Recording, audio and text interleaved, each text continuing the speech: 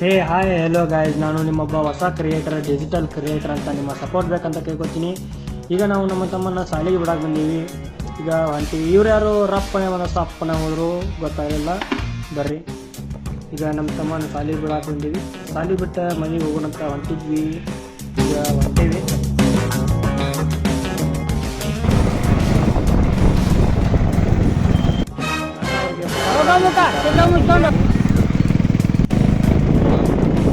ಕೆರಿ ನೋಡ್ರಿ, ನಾವು ನಮ್ಮ ತಮ್ಮನ ಸ್ಕೂಲ್ ನಮ್ಮ ಮನೆಯಿಂದ 6 ಕಿಲೋಮೀಟರ್ ದೂರ ಆಕತಿ. ಅದಕ್ಕಾಗಿ ನಾವು ಬೈಕ್ ಹೋಗಿರ್ತೇವೆ.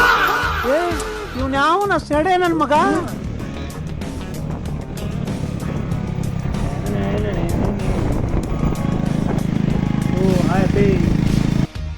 ನಾವು ಅವ್ರಿಗೆ ಹಂಗೆ ಹೇಳಿದ್ಕ ಅವ್ರು ನಾವು ಜಾಡಿಸಿದ್ರು. ನಾವು ಮನೆಗೆ ಬಂದಿದ್ವಿ.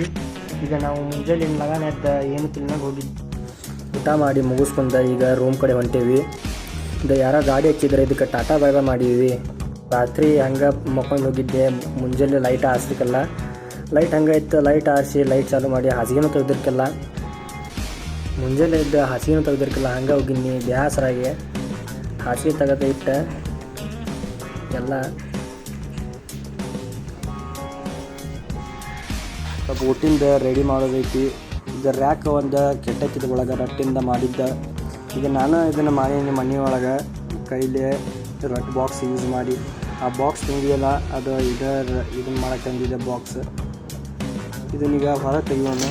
ಹೊರಗೆ ತೆಗೆದ ಎಲ್ಲ ಕಟ್ಟದು ಮಾಡಿ ಎಲ್ಲ ಮಾಡೀನಿ. ಈಗ ಎಲ್ಲ ಪರ್ಫೆಕ್ಟಾಗಿ ಕುಂತೈತಿ. ಒಳಗೆ ಕುಂತೀನಿ. ಇದನ್ನು ಇದರ ಜಾಗಕ್ಕೆ ಇಡೋದು ವಾಪಸ್. ಇದನ್ನಿಟ್ಟು ಇದು ಕಸ ಎಲ್ಲ ಹರಿವೈತಿ.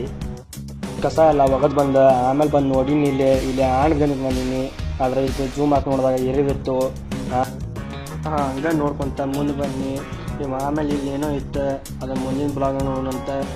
ಈಗ ಸ್ಟಾರ್ಟ್ ಬಾಯ್ ಬಾಯ್ ಸಿ.